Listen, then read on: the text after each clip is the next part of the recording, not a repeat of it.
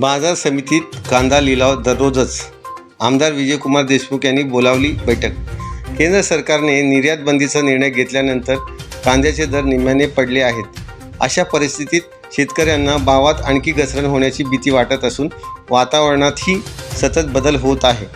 त्यामुळे सोलापूर बाजार समितीत दररोज 550 ते 600 गाड्यांची आवक वाढत आहे. 2 दिवसाची आवक 1100 गाड्यांहून अधिक होत असल्याने बाजार समितीत एक दिवसाआड लिलाव होत आहे. त्याचा फटका शेतकऱ्यांना सोसावा लागत असल्याची वस्तुस्थिती आहे. त्यावर शनिवारी दुपारी 2च्या सुमारास सभापती आमदार विजयकुमार देशमुख यांच्या उपस्थितीत महत्त्वाची बैठक होत आहे. त्यात दररोज लिलाव करण्यासंदर्भातील निर्णय होईल अशी आशा आहे.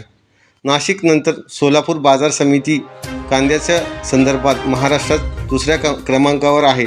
लातूर, धाराशिव, कर्नाटक, पुणे, बीड, कोल्हापूर अशा ठिकाणाहून सोलापूर बाजार समितीत कांदा विक्रीसाठी येतो. यंदा कांद्याचे क्षेत्र कमी असून मागणीच्या तुलनेत कांदा कमीच आहे.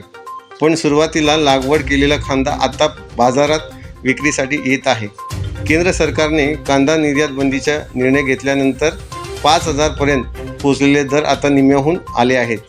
अशा स्थितीत 2,500-3,000 रुपये प्रति क्विंटल भाव मिळत असतानाही सोलापूर बाजार समितीने कधी नव्हे तो एक दिवसाआड लिलावाचा निर्णय घेतला.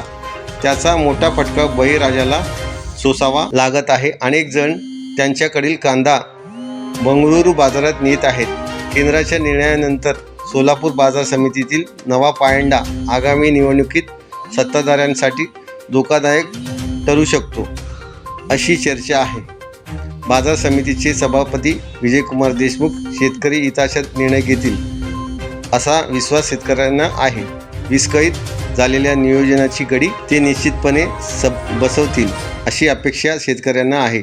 या पार्श्वभूमीवर आजच्या बैठकीकडे संपूर्ण राज्याचे लक्ष लागले आहे.